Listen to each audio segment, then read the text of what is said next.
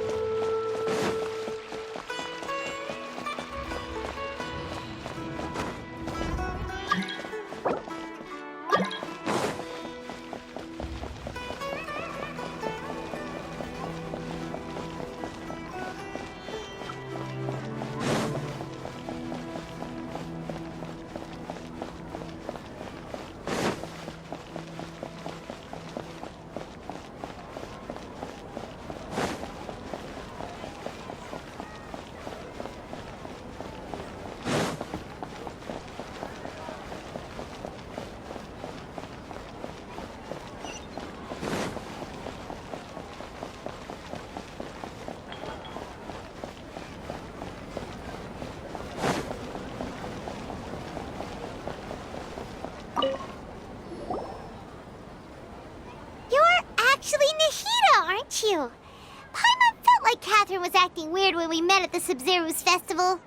And Dunyarzad, did you save her? It's a really long story. We shouldn't disturb her. Her consciousness is still weakened. Let's chat somewhere else. How about by the Traveler's favorite bench?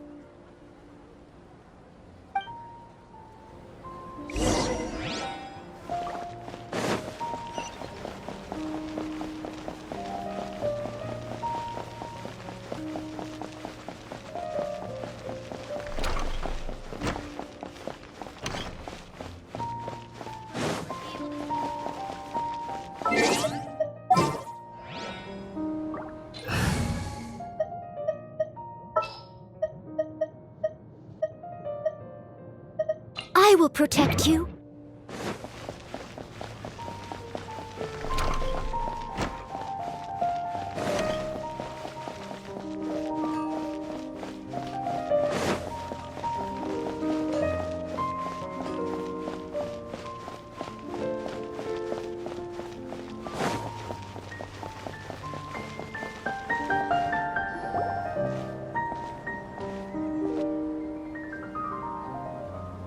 Let's talk about Dunyarzad first. It's such a relief that she's all right. After we parted on the last day of the Sub-Zero's festival, I left the city and saw what the Traveler had described. Among the countless dreams, I found one that was growing fainter and fainter. This proved my suspicion. Once Dunyarzad could no longer bear the Akasha harvesting her dreams, her consciousness began to dissipate. But this also meant it escaped the Akasha's control. Such a small fragment of consciousness can't last for very long, though. It will return to its original dream, where both will gradually fade until they completely disappear. I used all the power I had to keep her dying dream alive as long as possible, but it still wouldn't have lasted for much longer if it hadn't been for you two breaking the samsara. So it looks like we did manage to save Dunyarzad in the end. And not a moment too soon. Huh? Why are you two smiling so happily? I thought you'd be so moved that you'd start crying. I need to spend more time observing human emotions. Both are fine. Everyone reacts differently. All right. You two must have a lot of other questions for me, right? After all, you saved my faithful believer. As your reward, I will answer any and all questions. At the Avidia forest, there was this incense that made the Traveler fall unconscious and dream of a huge tree and a red sky. You also heard someone's voice, right? It said world and forget me. Yeah, so you do know! We've been wanting to ask you what that was about, and if the red sky was related to Conria. It seems like the traveler established a connection to Irminsul. That was a message left by Greater Lord Rukkhadevata's residual consciousness in Irminsul. Perhaps her last memory before she died. As you two probably know, Greater Lord Rukkhadevata disappeared after the disaster in Conria. The timings of these events do line up, so your suspicions are reasonable. A message from Greater Lord Rukkhadevata? We thought it was from King Deshret. King Deshret? That god who died even longer ago? Some present-day desert dwellers still worship him. You probably just heard some of their conspiracies. Okay, so what does the message mean?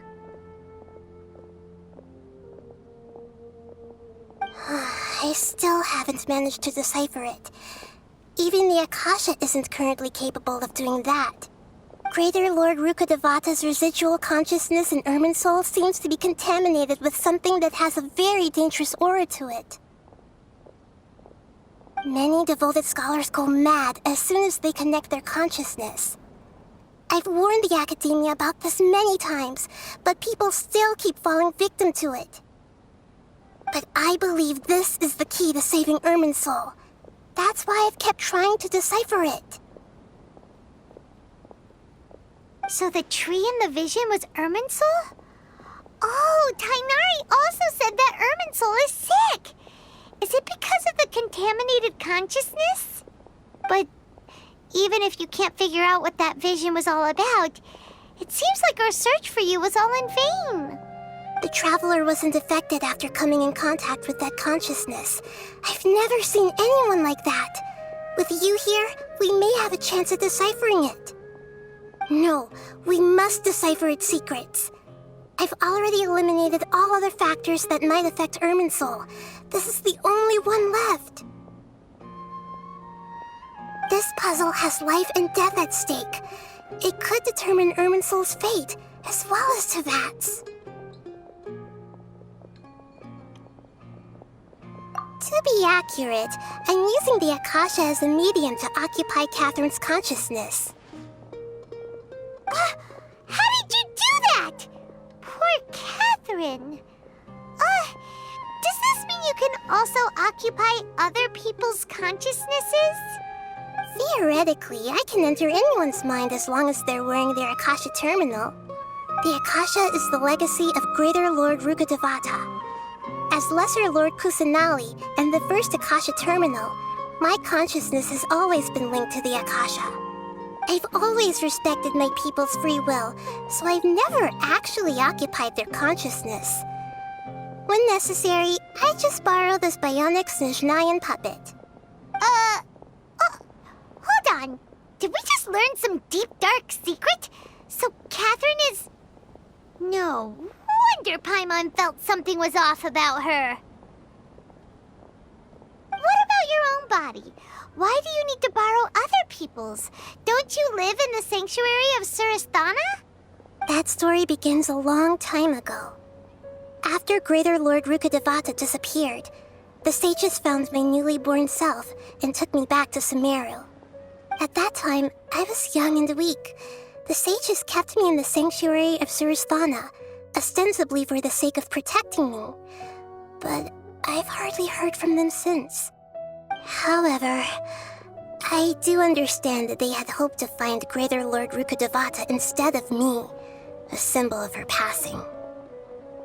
So, the sages basically put their new Archon under house arrest? How dare they!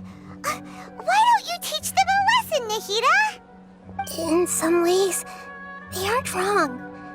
Greater Lord Rukkhadevata was omniscient and omnipotent.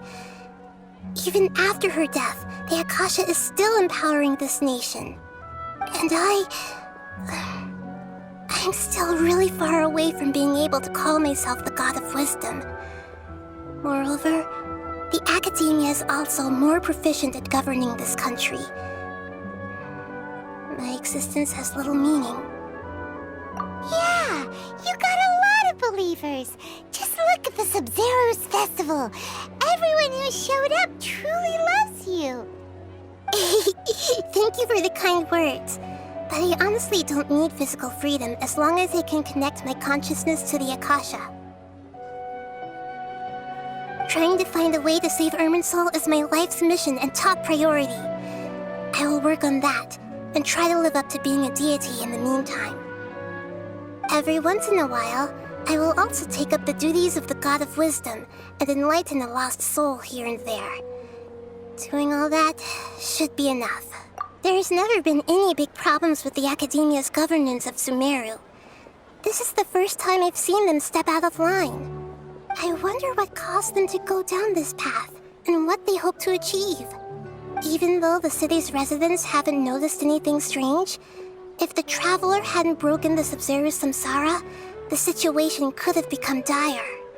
I tried to do some investigating in the Akasha, but I couldn't find anything suspicious. And all the people of interest seem to purposely avoid wearing their Akasha terminals. I think they're deliberately trying to hide something. Oh, that reminds Paimon. In Gandharvaville, there was a sage who had invited Tainari to join some kind of project. Could it be related? Regardless, I need to first investigate the sage's motives, make things right, and punish them if needed. But I'll have to be discreet, or they'll see me coming. You mean how the Akasha stops you from having dreams? Yeah, it's been such a long time. No one's noticed something's up? It's not that no one noticed. It's more like no one cared. Ultimately, it's all rooted in the sage's misdirection. Misdirection? The sage has convinced everyone to believe that being unable to dream is a sign of rationality and wisdom. Not dreaming is a badge of honor in Sumeru, even if the truth is that their dreams are being reaped by the Akasha. With their propaganda in place, the sages can maximize their use of the Akasha to facilitate their research. Besides, Greater Lord Rukkhadevata must have created the Akasha in the hopes that it could be used to its full potential. That's why I've never come out strongly against this. Anyway, the perspective advocated by the sages drowned out any voices of doubt. By now, even those who never use Akasha terminals find it too shameful and embarrassing to talk about their dreams. Got it! I hope my answers were satisfactory, seekers of knowledge. To be honest, maintaining Dunyarzad's fading dream took a lot of mental energy. I think I may need to rest for a while. Oh, and you don't need to worry too much about the sage's activities for now. The Akasha won't be able to conduct another project on the scale of the Sub-Zero Samsara in the immediate future. Go and get some sleep. Leave everything to us. What a relief.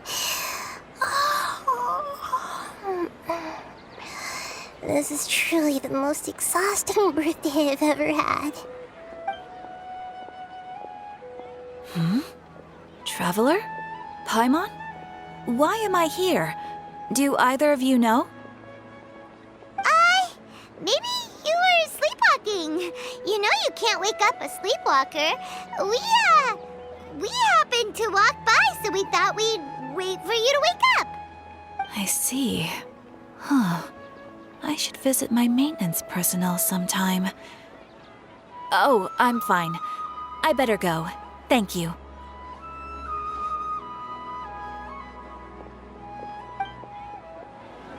We spent quite some time in Sumeru City, but ever since we last said goodbye to Lesser Lord Kusanali, we haven't heard anything from her. Oh, we can't just keep waiting around like this. Let's go find Catherine and pick up some work so we can at least keep ourselves busy.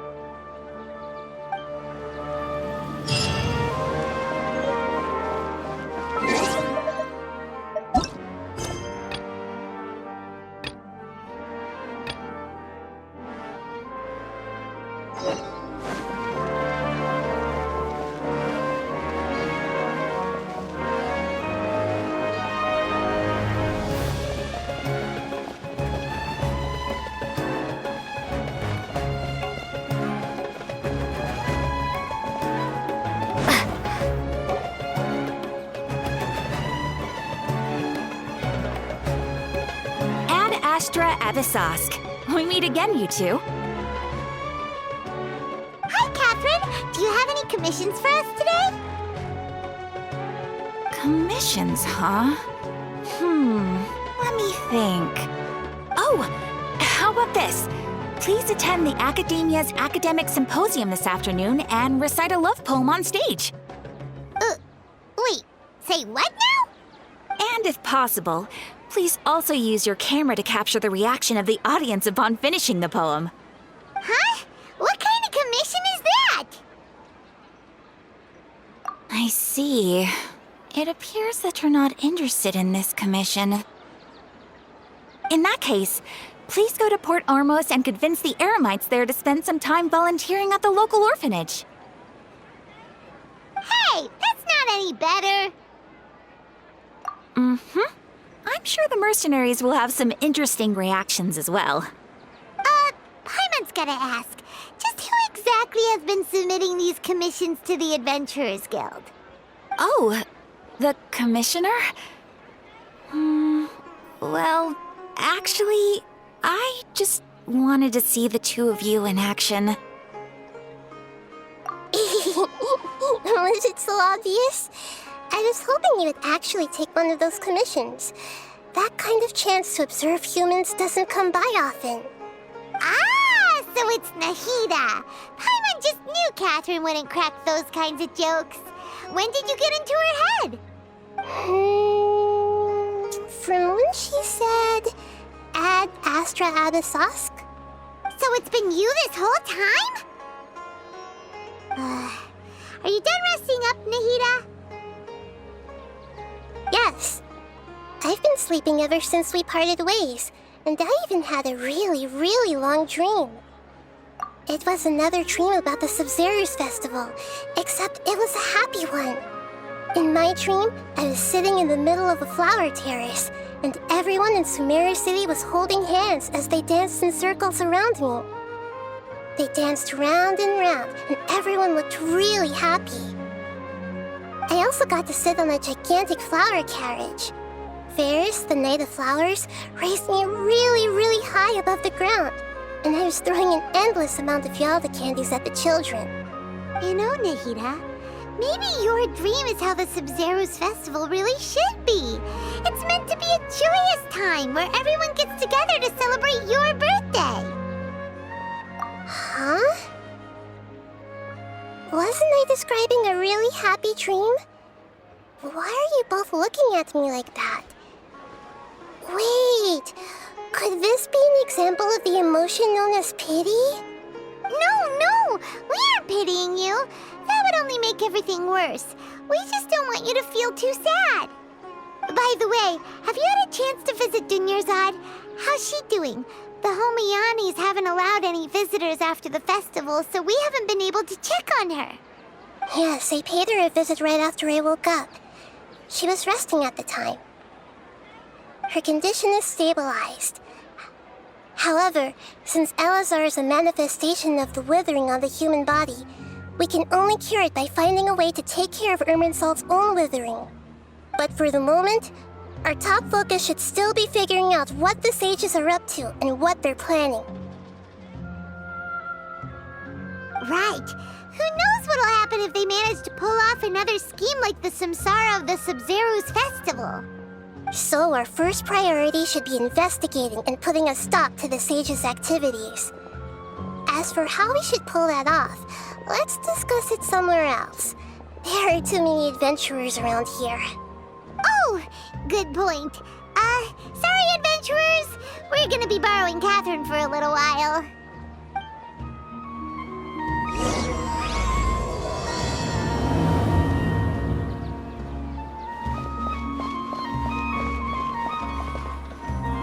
Let's continue our chat here. Okay, so do you have any ideas on how we can investigate the sages, Nahida? Actually, I've already done a little bit of work on that. But for now, I want to hear your thoughts. I've already tried that, but all the key members of the Academia, even the core of 30 guards, intentionally avoid wearing their Akasha terminals. It seems that from the very beginning, they've been guarding against info leaks from the Akasha. Of course, it could also be because they're wary of me. Have you already caught the sage's attention? I'm guessing not yet, but distrusting me would make perfect sense if they've ever paid attention to the urban legends about me. In any case, I probably can't take over their minds directly. No way, that's too risky. You mean it'd be too easy to get caught? No, it's not that. We shouldn't involve innocent students in this. A single mistake could completely ruin their lives. Doing that would be ignoring the safety of my people for my own selfish goals. How is that any different from what the sages are doing? That's a good point. Spoken like the god of Sumeru.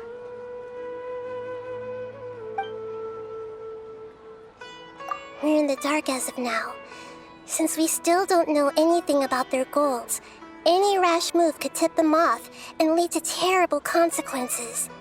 After all, every person in Sumeru City is one of their hostages. Are we really out of ideas? Nahida, you're super smart, so you already have something in mind, right? Don't keep us in suspense. Spill the beans already. According to a popular theory from the Vahumana Darshan of the Academia, rejecting impractical motions at the beginning of a planning session will give more weight to the actual proposal. Okay, but aren't you the god of wisdom? You don't have to use that kind of gimmick to make us take your ideas seriously. Well, I've been thinking that if I can't directly possess the leaders, and if I can't get ordinary people involved, then I should find someone who's already involved, but hasn't decided to side with the sages. You're saying we should recruit a spy? That does sound like it could work. Oh, before coming back, we met someone named Alhaitham. He seems like he acts alone, and he likes doing stuff behind the Academia's back. They probably aren't in cahoots. Actually, I already have someone in mind. Do you still remember that female scholar named Sataria? Sataria. Paimon remembers now. Isn't she the one who's always trailing behind the Grand Sage of the Academia? We ran into her basically every time the Sub-Zero's festival repeated itself. You could even say we're old enemies by now. Paimon still remembers the smug and mean way she always spoke to Nilu. I've always liked observing all kinds of people, and Sataria has always stood out from the crowd. She was born in the desert and was hailed as their greatest genius. Her academic gifts allowed her special admission into the academia, and also gave her the opportunity to serve as the sage's assistant. Oh, Paimon didn't know she was from the desert. She must be pretty special then. Paimon feels like most of the desert dwellers around the city are working as mercenaries. The name Sataria means star. When she lived in the desert, she shone like the brightest star in the night sky. Later on, she was chosen by the sun. The star was given a place in the daytime sky to complement the sun's dazzling light. Soon after, the star witnessed the sun scorching the earth, which brought forth many disasters. The star began to waver. Instead of staying beside such a sun, wouldn't it be better to return and light up part of the night sky?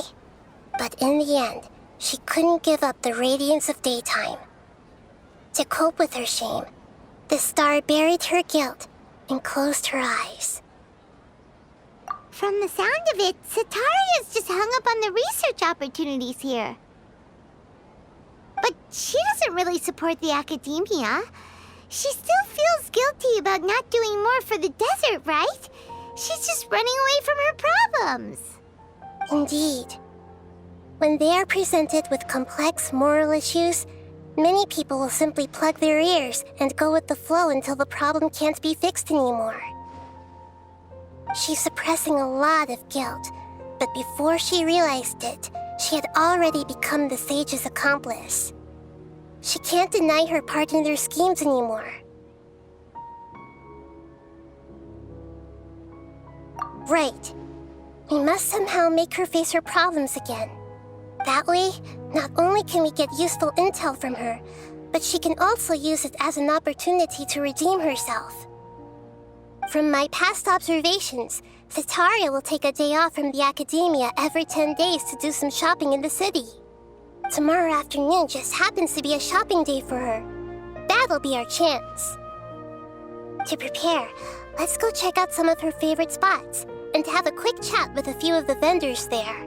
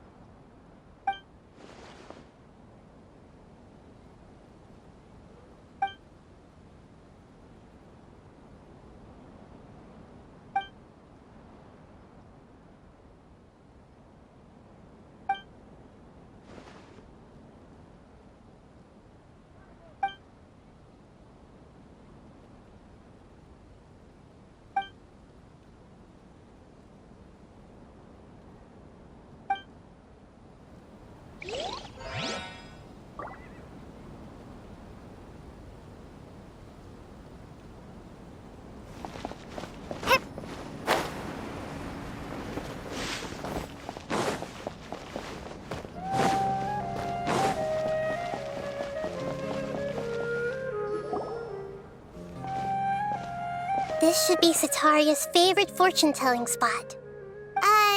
So should we ask the fortune teller about Setaria? No, I already have enough information on Setaria. The most important thing now is for you to pay attention to the vendor's talking style and key characteristics. Talking style and key characteristics? My poor lost lambs, have you become troubled over your fates? The divine voice of wisdom often echoes between mine ears. If thou be blessed today by the gods, I may be able to show you the way. Huh? Really? Nahida, you've been whispering things to her? Shh! My friend here has some doubts regarding her future. Can we get a fortune reading for her? Of course, of course. In that case...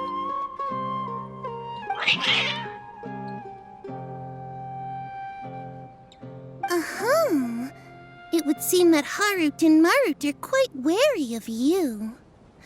Perhaps, at some time in the past, you have somehow offended the gods. Only mocking the god of Animo, questioning the lord of Geo's financial savviness, and brawling with the god of Electro. Do those count? Oh, nothing. Go on, pick an aspect for her to divine.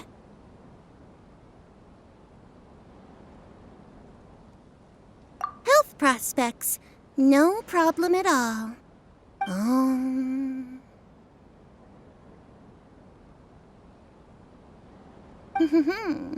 The gods have spoken. The truth shall be revealed. Your life shall continue on for many tens of thousands of years. Impossible. Harut, Marut, did you two spoil my divination? I've never read a fortune so absurd.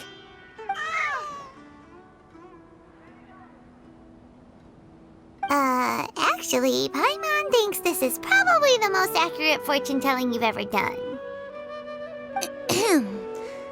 I admit that the orientation of today's celestial matrix is suboptimal. As such, there will be no charge. Is that so?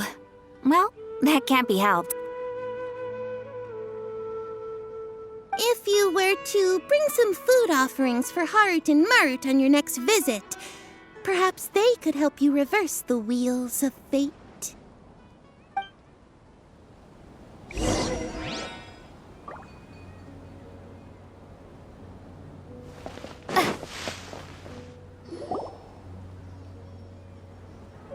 Is this another one of Sataria's favorite stalls? Yep, it belongs to a king. His father helped Sataria a lot when she first moved to Samari City, so she still comes by whenever she has time. When I start talking with him, listen carefully to the details of our conversation. Ah, dear customers! Would you like to look at some pottery? We caught wind of your great craftsmanship, so we specifically came to take a look. Oh, I recognize you. Aren't you Miss Catherine from the Adventurers Guild? Sounds like I'm in for some big business. Speaking of, where did you learn this trade? I suppose you could say it all started with my dad. He's a mason by trade, but I picked up an interest in clay while apprenticing for him.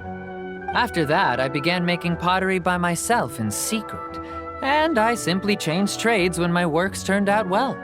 Although it's a pity that I'm no longer making much use of the knowledge provided to me by the Akasha.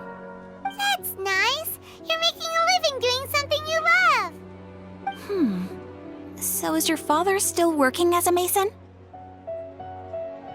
Oh no, not anymore. A few years back, he fell from a roof and broke his leg. Since he had already saved enough Mora over all these years, he's just enjoying the retired life in Port Ormos nowadays. I see. We wish him peace and happiness in his retirement. I'll have someone in charge of logistics at the guild come by another day for some goods. We'll leave you to it. Take care now. No problem. Rest easy, all our goods are sure to meet your every need.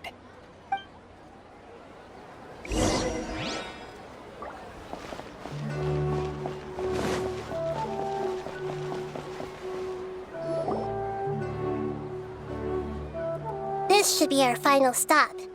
Sataria's always thinking of this restaurant when she's working at the academia, so she always comes by whenever she's out in the city.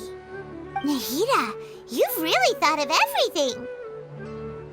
It's my duty to protect Samari's citizens, after all. Hi there. I feel like I've seen you down by the docks before. Huh? Sorry, I don't quite remember. If I recall, you were having a discussion with someone about shipbuilding at the time. Ah, that's right! I've always been really interested in feats of marine engineering. After all, I grew up in Liyue Harbor and spent my entire childhood staring at the ships going in and out of the port. I came to Sumeru to study, but failed to make it into the academia due to my lack of talent. But I'm still discussing all kinds of problems with different scholars, and I'm continuing to study and perform research from the restaurant's basement. I'm sure I'll get into the academia after their next round of exams. What an admirable spirit for learning! Amazing! Sure, but you'll find hardworking people wherever you go. So this restaurant has a basement as well? Huh. First I've heard of it. That's right. It's not usually open to patrons. Most of the time, employees use it for breaks or to hold private events. I see. Guess that makes sense. Well, good luck with your studies, Miss Chishan. Thank you so much. As long as I can make it into the academia as an official student, I'll be happy.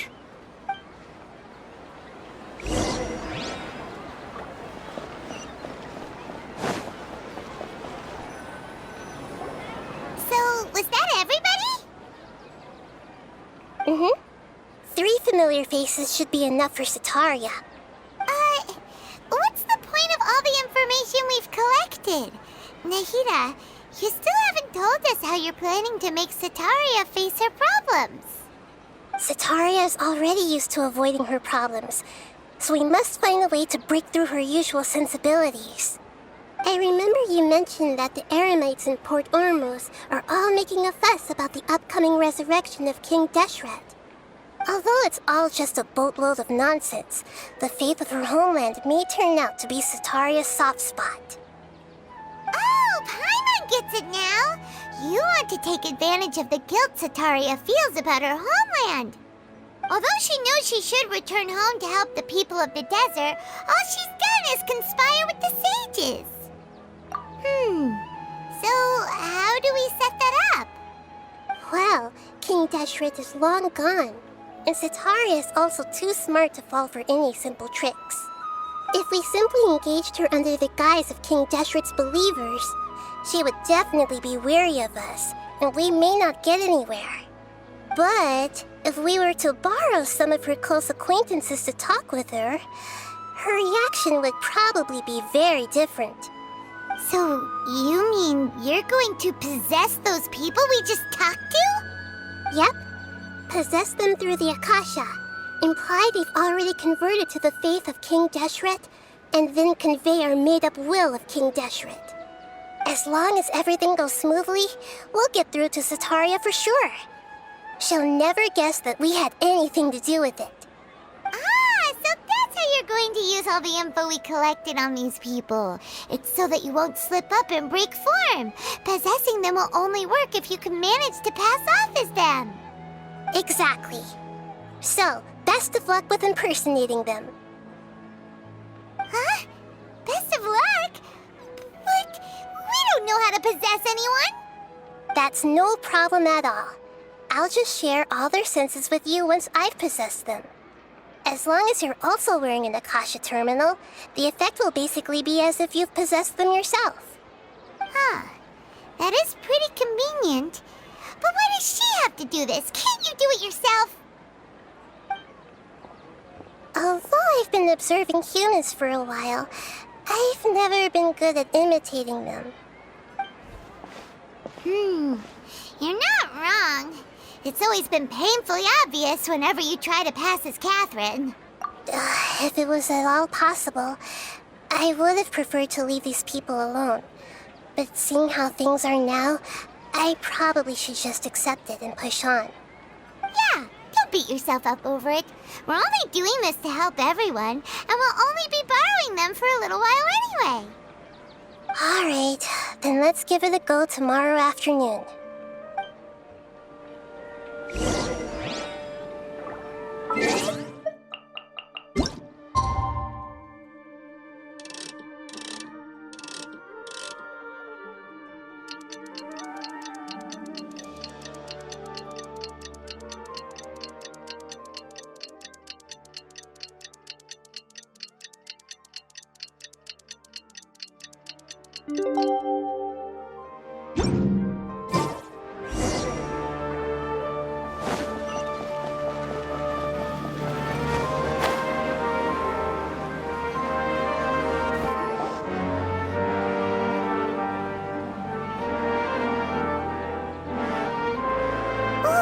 Here she comes! Sataria's here! Let's quietly follow her. Once she starts talking to her acquaintances, we'll find a safe spot to begin possessing them. As for how we'll sway her to our side, I'll leave that to you. I trust you'll know what to say. I'm starting to feel kind of nervous. Okay, let's go. Looks like they've already started talking. Let's find a hiding spot and get started.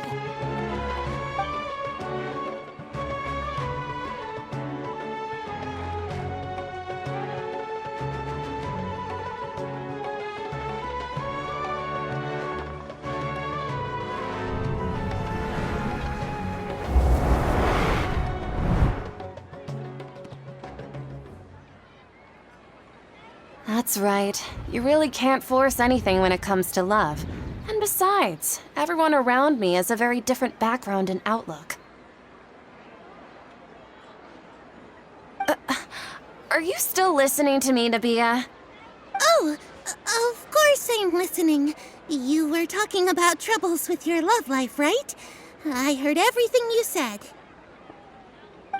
Okay then. You just seemed a little distracted for a moment there.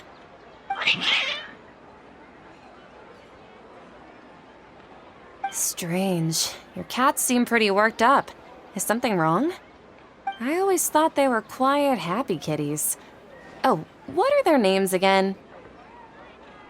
Ah, that's right. They are just little darlings, aren't they? Harut and Marut. So, which fortune do you want me to read for you today? You must have come for another echo of the divine voice of wisdom. I'd like to get another reading on my love prospects, but to be perfectly honest with you, I feel like I've been a real mess recently. A mess? Well, could you do a reading on how long it'll take me to finish my current project at work? I really just want to get it over with. I hear you. No problem at all. The gods will reveal the truth.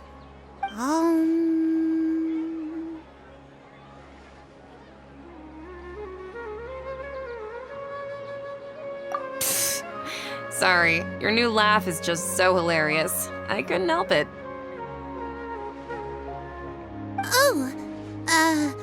Please pay no mind to those kinds of details. The gods are asking, Sitaria, why haven't you gone home? Why haven't I gone home? Do the gods really know everything I've been thinking about? Sitaria, why don't you just go home? It's a demand now instead of a question. The gods seem to be truly upset. I'm sorry. I know I failed the gods. Please pass on my most sincere apologies and ask for their divine forgiveness. And if I may ask, Nabia, is there a specific god who's speaking to you right now?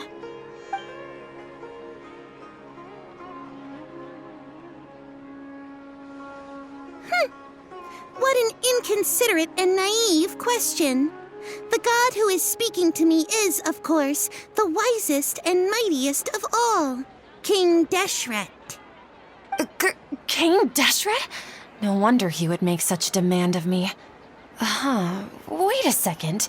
King Deshret passed away a long time ago. Even though news of King Deshret's resurrection has been spreading like wildfire, it's all just a misinformation campaign from the academia. How can King Deshret still exist in real life? What insolence! I am King Deshret's most loyal believer. Do you wish to refute his voice of wisdom?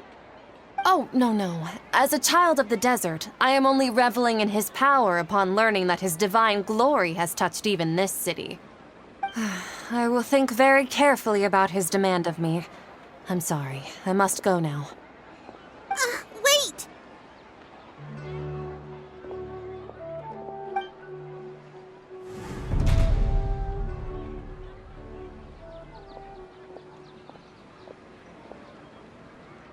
Whoa, she just ran off in a hurry. She looked pretty upset, too. Well done. Sitaria didn't seem to suspect anything amiss. To have something she's been trying desperately to avoid show up out of nowhere and berate her, that must have shaken her to the core.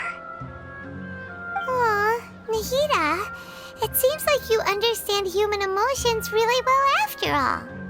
All I know are some abstract Harava-taught theories.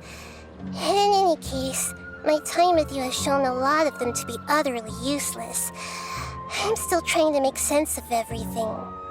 Anyway, enough of that. Let's hurry and catch up to Sitaria. She's out of games now. Run on.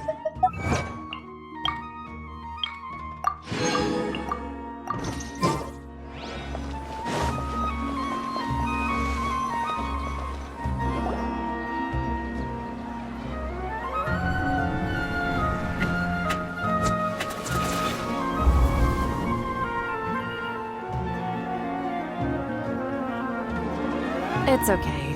I just got caught up in something. Oh, actually, didn't you ask me to help you look for work? What kind of work were you looking for again? Oh, right. Your old man's craft. How could I forget?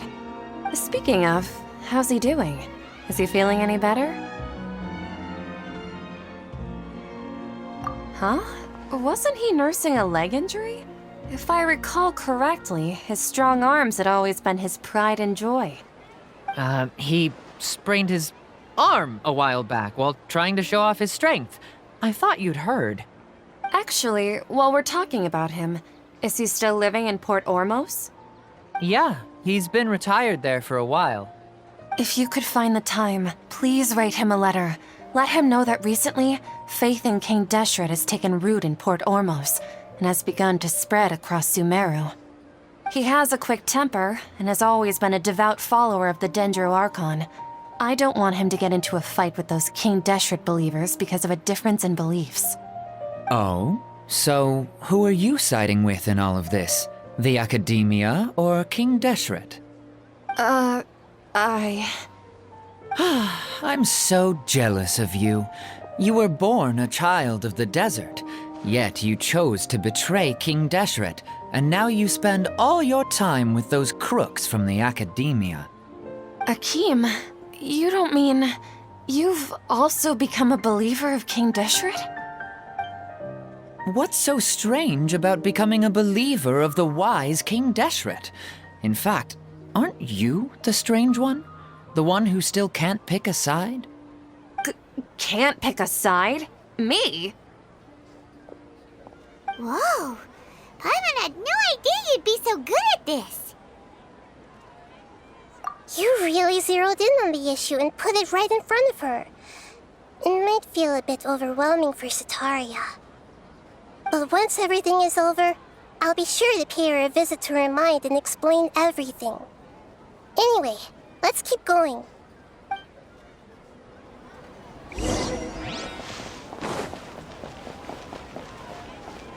Come on! Sataria's already started talking with Shishan.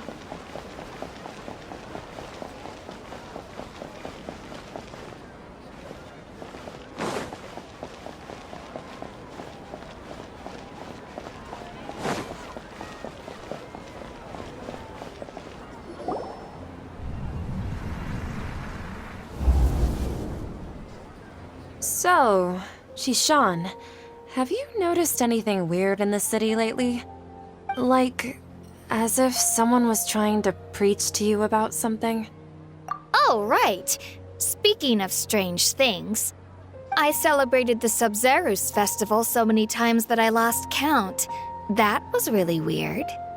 Wait, how could you be aware of that?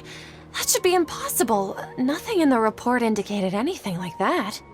Are you still failing to realize that the Academia's lowly tricks could never deceive all of Sumeru's citizens? Shishan, don't tell me that you've converted to King Deshret as well! What an absurd question. You make it sound like I should be ashamed for becoming a believer of King Deshret. In reality, shouldn't you be the one who is ashamed? You, who works side by side with the Academia and treated people as nothing more than experimental subjects? Please, please stop!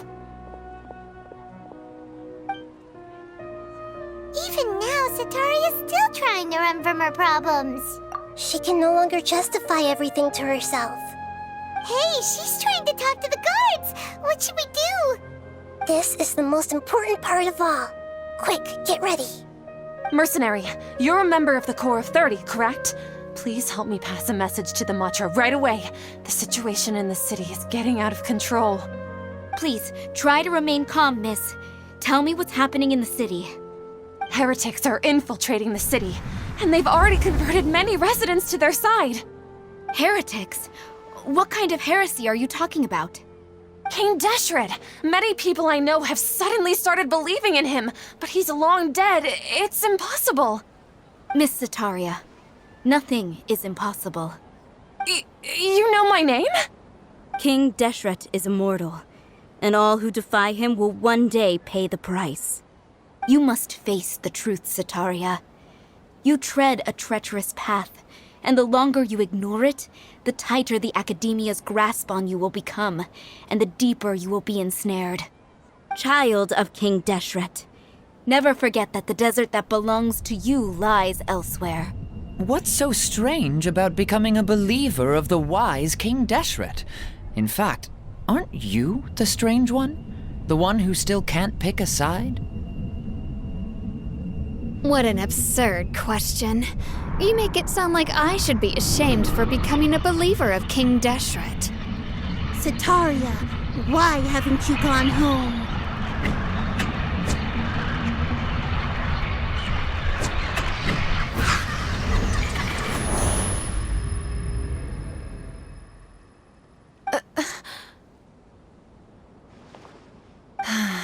It seems that no matter where I run, I only keep finding more believers of King Deshret. I have to say, this is a familiar feeling. I've also been running from my guilt this whole time. Guilt over my part in the Sage's plans, and from ignoring the letters from the children of my homeland. But no matter how much I may try to ignore or get rid of it, my guilt always comes back. You won't necessarily lose your research opportunities by facing the truth.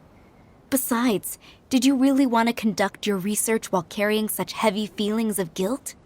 How do you know me so well? Are you truly just a believer of King Deshret? Or are you the god himself? That's not important. The important thing is to pass judgment on the Academia and its sages, and to correct their mistakes. If you could provide some assistance in this matter, perhaps it could serve as a form of atonement. I've actually never believed in the gods, but I've always believed in serendipity. Your appearance must be a fated opportunity for me to get out of this wretched situation. Please tell me, what can I do for you? How much do you know about the sage's current activities? I was just one of the designers for the masked dream harvest scheme, which is what happened around the Sub-Zeru's festival. But I know very little about the full scope of the overall project. I'd assume that only staff with the highest clearance would have access to those confidential documents. I've just been working to meet the Grand Sage's specified requirements. However, there's something that's been really bothering me. I heard that a scholar who was previously expelled has returned to the city, and even the sages are still quite wary of him. To fight against the Academia, we will need to figure out the nature and the purpose of their work. Is there a way for us to get access to the confidential documents you mentioned? It should be possible if we're willing to take some risks. After all, I'm an assistant to the Grand Sage, and I've been working on many tasks outside of the project. One thing, though, I won't be able to transfer the documents to you through the Akasha once I get my hands on them. The sages have always closely monitored all activities within the Akasha. Let me see... let's use the most primitive method. Send someone to pick up the documents tomorrow evening at the Academia entrance. The Academia entrance. Wouldn't that be too conspicuous? Don't worry about that. I assure you, this won't be a trap. I'm only suggesting this location because it'll draw more scrutiny for me to leave the Academia again. It'll be safest for me to distract the guards long enough to hand you the documents. All right, I trust you. So, if I were to successfully complete this task, would it mean I've atoned for my wrongdoings? That'll depend on the judgment of the Dendro Archon. The Dendro Archon. That's right. Her people are the ones we have endangered. As the God of Wisdom, she's also the one responsible for judging and guiding the scholars. Maybe it's time for me to find a god to believe in. Just as Nahida predicted, we've managed to bring Sataria to our side! The Traveler's execution was ingenious. She's the one who deserves all the praise. Well, now that we've made plans to meet again tomorrow evening, all we can do is pray for Sataria's mission to go off without a hitch.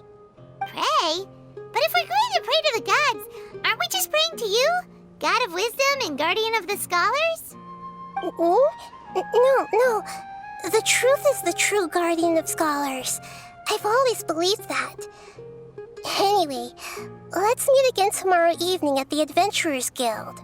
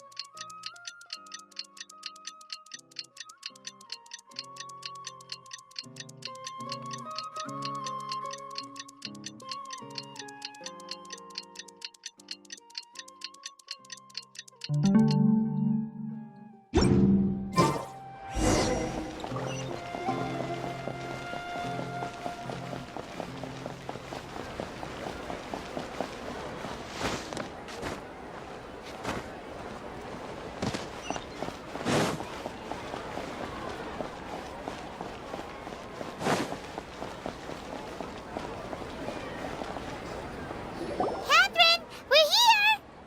Oh, you are the other Catherine, right? That's right. I suppose I'm the other Catherine in your mind. Shh! We're on a secret mission tonight, so we need to protect Catherine's identity. Yep, Paimon's right. We cannot fully rule out the chance that the meetup tonight is just a trap. If something were to happen, my existence may be the only trump card we'll be able to play. After all, the academia should still be unable to confirm the existence of my consciousness in the outside world. Yep, exactly. Just what Paimon was thinking. Anyway, enough about that. Let's just make sure to be on our guard. Off? What do you feel is off? It's the middle of the night. Of course it's quiet. You're not getting paranoid, are you? No, I think she's right. It really is a lot quieter than usual. If you look around, there seems to be fewer people on the streets. I'm not sure if this is the case for the entire city, though.